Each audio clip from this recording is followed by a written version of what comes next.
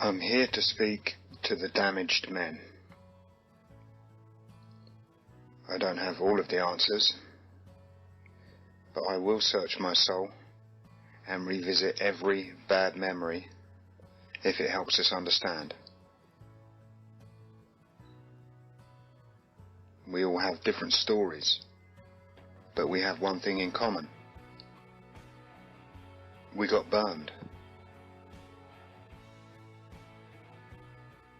This video is about accepting your reality. This video is not about MGTOW. This video is about you. Many of us have scars and damage that should never have happened. But the fact is this: it did happen. This is your life. This is your reality.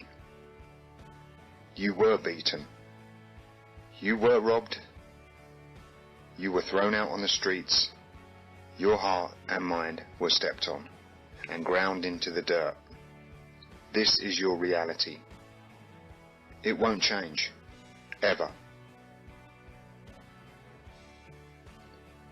Let me ask you a question.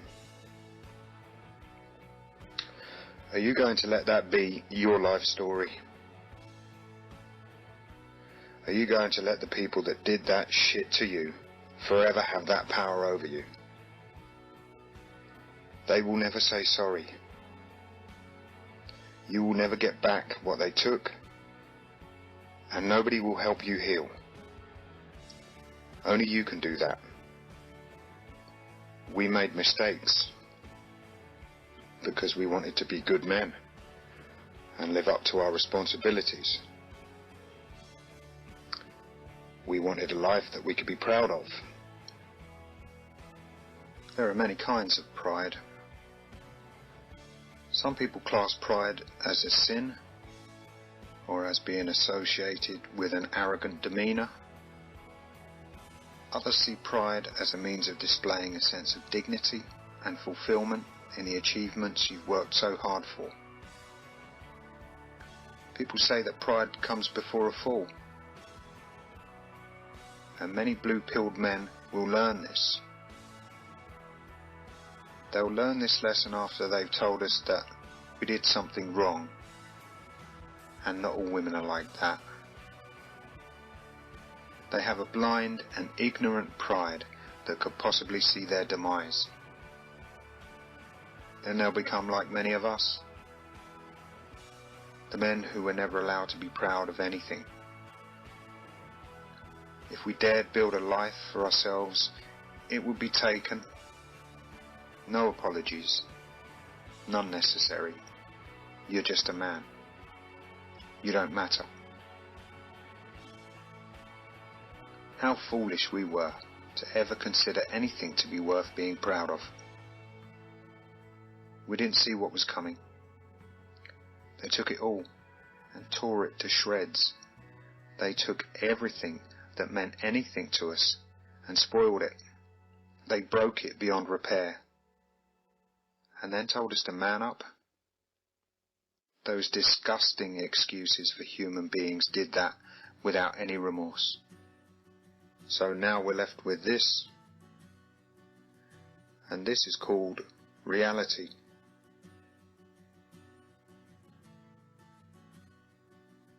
Men's houses are taken from them every single day. Men are left destitute. Very few dads bring up their children now. Some have completely lost touch with their kids, and it's a fact that they may never see them again. It's also a fact that nobody really cares, and most people just see this as the way it is. They will never consider how you feel, and nobody will ever say sorry. Nobody. The reality of this is that it hurts. It hurts a lot. And if we thought or hoped that things would be different, then we were wrong. Another fact is that your children's mother will most likely take great pleasure in using your kids to hurt you, It's wrong, I know, but it's a fact, and it's your reality, despite how much it hurts and how much you know it to be wrong. When we come to terms with this, then we can accept it as real and get past the disbelief that someone could be so heartless, cruel and evil. I think that to move on, some of us have to first say goodbye. We have to let go of any dreams that we may have had and the promises and expectations we held for our lives. And this is going to sound hard, but it needs to be said, because some of us are stuck in a place that is taking away all of our energy. Your children have gone. You will not raise them. You may see them half of the time, or even a lot less, but you will miss seeing them grow, for the most part. And the sooner you come to terms with that reality, the sooner you can stop torturing yourself. Nobody cries for you, brother. You're alone in this world. Some friends and family may still care about you, but for the most part, you're on your own. You've got to watch your own back, or you will drown. This doesn't mean that you love your children any less, and we should still do everything we can for our children. But if this constant cycle of grief and yearning doesn't stop, we may never be happy. Accepting the fact that women don't love men is hard enough, and the knowledge shared through MGTOW channels will protect us if we live by the information we receive.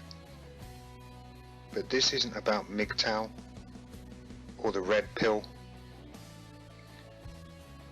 This is about letting go of everything so that we can be happy. It's the most unnatural thing you will ever have to do. Detaching emotionally and overcoming your parental instincts sounds cold and harsh. But consider the alternative. A broken man who barely functions. An empty husk of a man who is dying inside. You're no good to yourself or anybody else in that state. It may take time to get to this stage, and I know that you will have been to hell in your mind over and over. But you're still here, and you've got the rest of your life to live. We have to stand up and take everything that this fucked up, gynocentric pile of shit and misandry can throw at us.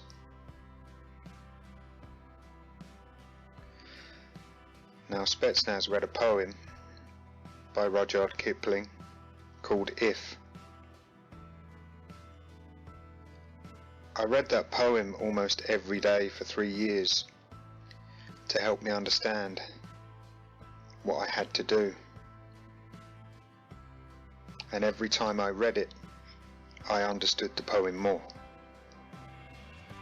This may help some of you who are still going through the worst of it, and I'll post a link below. This poem speaks to any man who understands what it's like to build a life and then have it torn down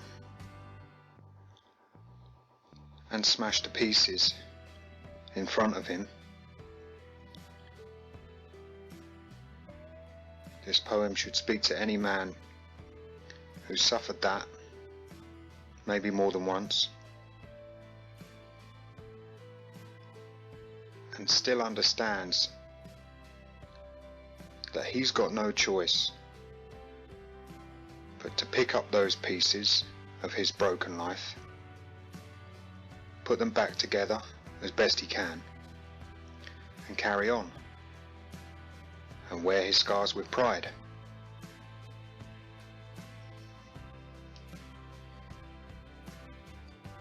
So this is If by Rudyard Kipling.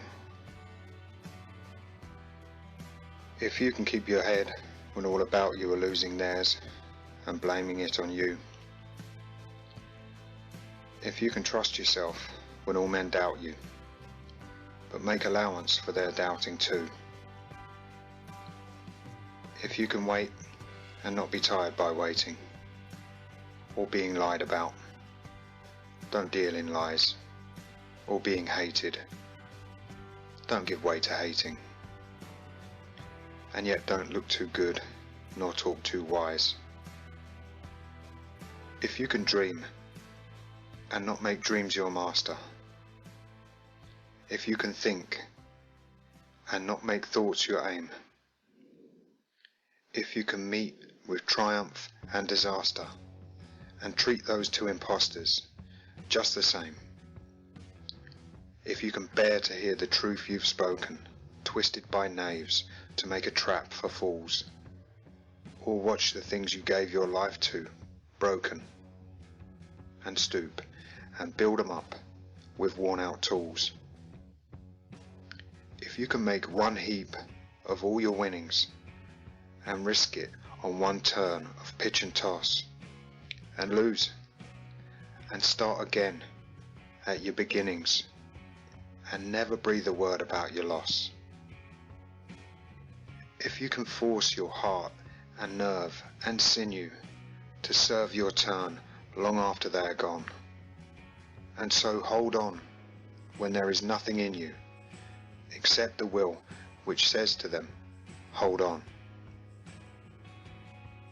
if you can talk with crowds and keep your virtue, or walk with kings nor lose the common touch, if neither foes nor loving friends can hurt you, if all men count with you but none too much, if you can fill the unforgiving minute with 60 seconds worth of distance run, yours is the earth and everything that's in it, and which is more, you'll be a man, my son. Now it's time to take back who you are. Don't let others define who you are by the way they treated you. Take back your life. Build a life for yourself, one day at a time.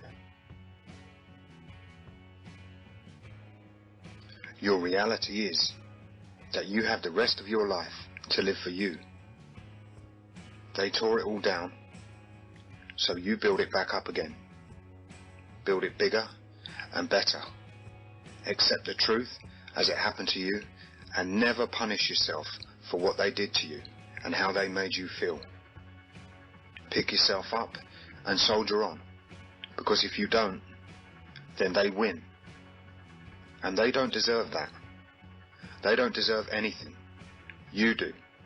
You matter. Your future matters. Build a new life for yourself, and that will be real. That will be your new reality. I know you're tired and things took their toll on you, but you owe it to yourself. One step at a time, one day at a time. You will get there.